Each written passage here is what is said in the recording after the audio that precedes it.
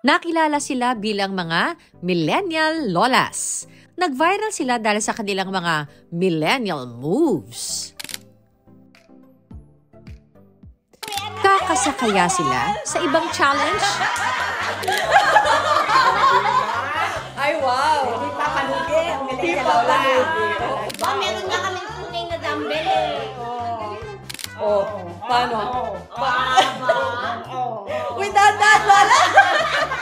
Lola, yung Tara, get to know the millennial lolas dahil kapag healthy, happy. lakas na! Come with me, put your hands together, ta-da, let's be happy. You will see tomorrow's brighter, ta-da, let's be happy. Pilipino tayo, kaya lumalaban tayong nakangiti. Dito tayo sa Binyan, Laguna, puntahan natin ang mga millennial lolas. Alam niyo naman, ang mga millennial lolas, sobrang active. Pero sapat bang active lang? Ha? O ito ha, may surpresa tayo para sa kanila. Tara! Hi po! Terno-terno! Galing kami San Pedro. Saan? Anong meron? Nag-perform kami. Nag-perform kayo! Mas up. Up na pinagsayaw. Mash up. Mash up. Mash up. Hi po! Hello po, kumusta? Uy, nagterno-terno. Maluwag ang bahay ng mga lola, tamang-tama dahil mukhang meron tayong papagawa sa kanila. Sabihin natin pangalan natin at edad. O, sige ho. Okay, one at a time. Rodora Marpori Alim. Marpori, 56. Meldine Lim, 64. Dorina Lim Montevilla, 71. Darlita Peña, 75 years old. Pati mo nilalagay yung middle name mo, ayaw mo kayo. Hindi, yung middle name namin. Darlita Lim Peña, 75 years old. Noemi Lim Villarmino, 59 years old. Sila ang Millennial Lola! Ayun! Ha? Talaga naman. Tingnan naman mga damit pa lang ng mga millennial lolas natin.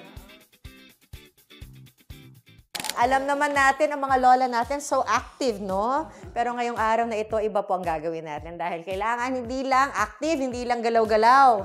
Buhat-buhat din. Ayan, ha? Push up. Hold. Braso. Hello. Lakas na!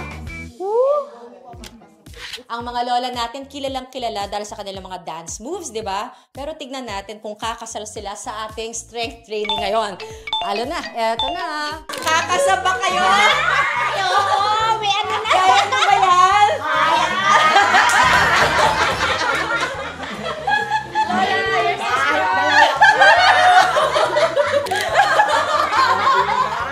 Ay, wow! Hindi pa palugi. Hindi pa palugi.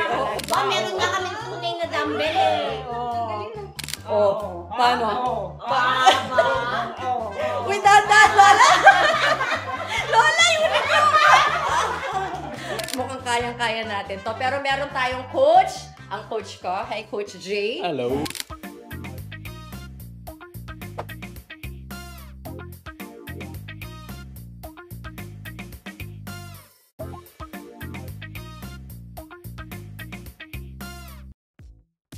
Ready ka bang bigyan sila ng advice? Advice for today? Yeah. I think Tips?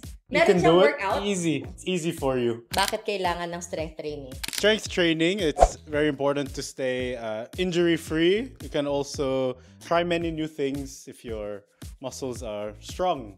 So, like dancing or basketball if you want. Para mas malakas pa sila. Yeah, yeah. Hindi ba sapat yung cardio lang, yung sayaw-sayaw? Kasi ang mga millennial lolas natin mahilig sumayaw. Well, as you get older, it's more important for injury prevention. So, you don't get pain in your knee or your back like that. Yeah. Yeah. Okay ba yun?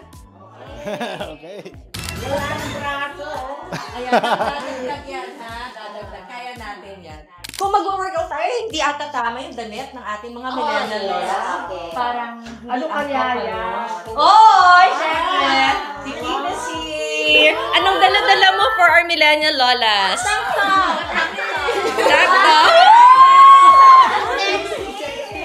Gaganito tayong katawan. Oh. One more.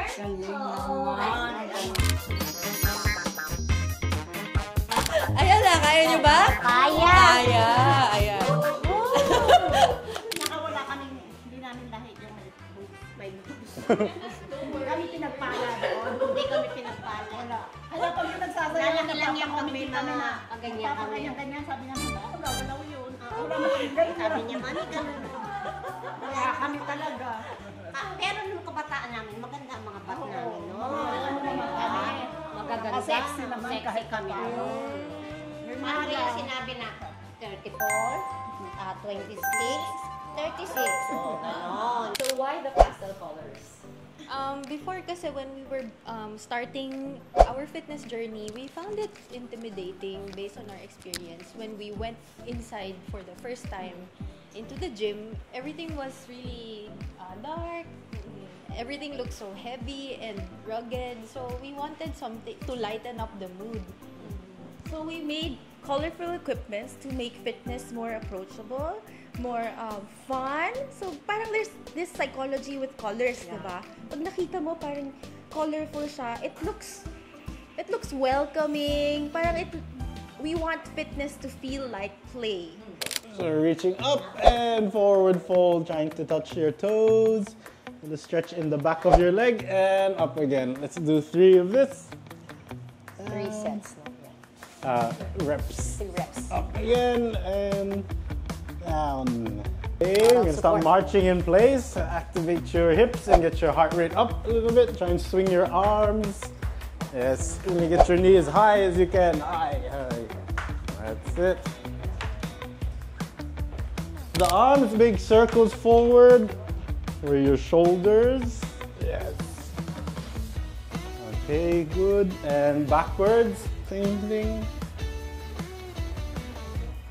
Okay, now hands by your side for loosening up your posture. We're gonna do shoulder rolls backwards. Wow, this feels good. Yeah. Sarap ba? And forwards, up, and down, and one more. Okay, now we're gonna hold down by the side. You need a bit of space here. You're gonna take 1 step forward. Okay, slightly bend both of your knees, and then slide back. Yes, so very good for knee health. For this one, don't go too low. Anong tawag Here, dito? lunge. And then back up. It's very good. Also challenge your balance. So fall prevention. Diba?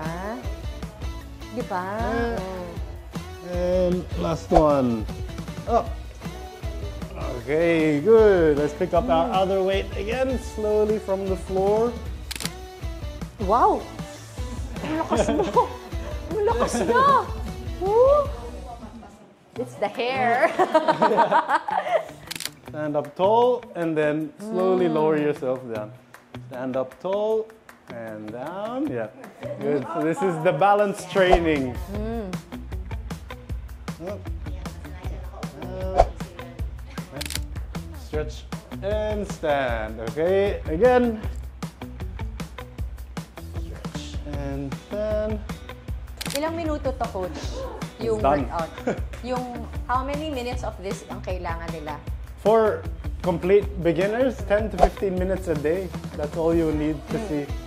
Just remember, it's more important your consistency rather than intensity. Tuloy-tuloy lang. Don't work out 45 minutes one day and then you quit the rest of the week. 15 to 20 minutes a day, just like that, consistent, you will build muscles.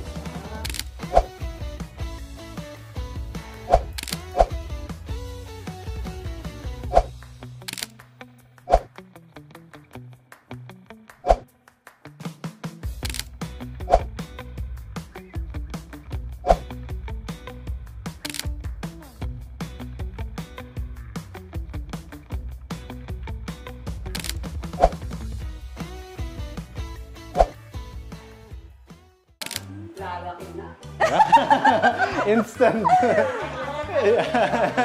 Can feel it?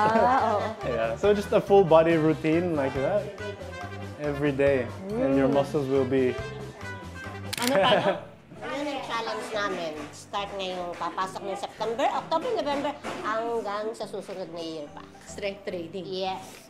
Kailangan ma-motivate namin ang aming sarili na kahit kami may edad na, kailangan namin talaga yung maging healthy. Impact, di ba? Drip. Oh, tapos na! Palakpakan natin ang mga sarili natin! At ito ay from the Wonder Gym. Sa inyo na ang mga dumbbells na yan. Sa inyo na. Ayan. At syempre, dapat pakita natin sa mga taga Wonder Gym, kina coach, kung ano yung laban natin. Hindi man strength training, pakita natin yung moves natin. Syempre, hindi tayo matatapos nang wala yung talagang specialization. Specialization. Kung saan sila magaling. Syempre, napapanood po natin ang mga millennial lolas natin. Eto na ha. Pakita natin yung what we've got. I'll go!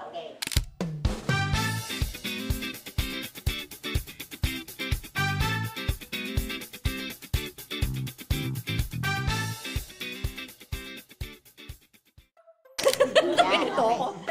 At yan ang ating mga sexy at mga strong na millennial lolas. Be happy!